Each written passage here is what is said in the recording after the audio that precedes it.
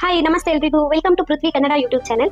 ನನ್ನ ಚಾನಲ್ನ ಯಾರ್ಯಾರು ಫಸ್ಟ್ ಟೈಮ್ ನೋಡ್ತಾ ಇದ್ದೀರೋ ಸಬ್ಸ್ಕ್ರೈಬ್ ಮಾಡ್ಕೊಳ್ಳಿ. ಪಕ್ಕದಲ್ಲಿ ಕಾಣಿಸ್ತಿರೋ ಬೆಲ್ ಐಕನ್ ಸಬ್ಬಕ್ಕಿ ಸೊಪ್ಪನ್ನ ಬಳಸ್ಕೊಂಡು ಬೀಟ್ರೂಟ್ ಪಲ್ಯ ಹೇಗೆ ಮಾಡೋದು ಅಂತ ನೋಡೋಣ. ಅದಕ್ಕೆ ಬೇಕಾಗಿರೋ ಪದಾರ್ಥಗಳು ಸಬ್ಬಕ್ಕಿ ಸೊಪ್ಪು, ಒಗ್ಗರಣೆಗೆ ಎಣ್ಣೆ, ಸಾಸಿವೆ, ಕಡಲೆಬೇಳೆ, ಈರುಳ್ಳಿ, ಕರಿಬೇವಿನ ಸೊಪ್ಪು, ಹಸಿಮೆಣಸಿನಕಾಯಿ, ಕೊತ್ತಂಬರಿ ಸೊಪ್ಪು, ಖಾರದ ಪುಡಿ, ಟೊಮೆಟೊ, ರುಚಿಗೆ ತಕ್ಕಷ್ಟು ಉಪ್ಪು. ಬೀಟ್ರೂಟ್ ಮತ್ತೆ ಸಬ್ಬಕ್ಕಿ ಹಾಕಿ ಅದು ಮುಳುಗೋಷ್ಟು ನೀರು ಹಾಕೊಂಡು ಸ್ವಲ್ಪ ಉಪ್ಪು ಹಾಕೊಂಡು ಬೇಯಿಸ್ಕೊಳ್ಳೋಣ. 5ರಿಂದ 1 ನಿಮಿಷ ಬೇಯಿಸ್ಕೊಳ್ಳೋಣ. ನೀರೆಲ್ಲ ಡ್ರೈ ಆಗಿದೆ ಅಂದ್ರೆ ಇದು ಆಲ್ಮೋಸ್ಟ್ ಬಾಯ್ಲ್ ಆಗಿದೆ ಅಂತ ಅರ್ಥ. ಈಗ ಒಗ್ಗರಣೆ ಮಾಡ್ಕೊಳ್ಳೋಣ. ಎಣ್ಣೆ ಹಾಕೊಳ್ಳೋಣ. ಎಣ್ಣೆ ಬಿಸಿ ಆಗಿದೆ. ಈಗ ಸಾಸಿವೆ ಹಾಕೊಳ್ತಾ ಇದೀನಿ. ಸಾಸಿವೆ ಚಿಟಪಟ ಆದ್ಮೇಲೆ ಕರಿಬೇವು ಹಾಕೊಳ್ತಾ ಇದೀನಿ.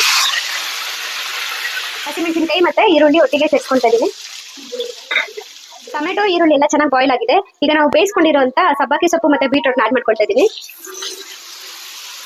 ಚೆನ್ನಾಗಿ ಮಿಕ್ಸ್ ಮಾಡ್ಕೊಳ್ಳೋಣ. ಈಗ ಪುಡಿ ಹಾಕೊಳ್ತಾ ಇದೀನಿ. ಸ್ವಲ್ಪ ಟೇಸ್ಟ್ ಅಷ್ಟೇ ಇದು. ಆಗ್ಲೇ ನಾನು ಹಸಿಮೆಣಸಿನಕಾಯಿ ಹಾಕಿದ್ವಿ, ನೋಡ್ಕೊಂಡು ಹಾಕೊಳ್ಳಿ. ಖಾರ ಬೇಕಾಗಿರೋದು. ಕೊತ್ತಂಬರಿ ಸೊಪ್ಪು ಹಾಕೊಂಡ್ರೆ ಬೀಟ್ರೂಟ್ ಪಲ್ಯ ರೆಡಿ.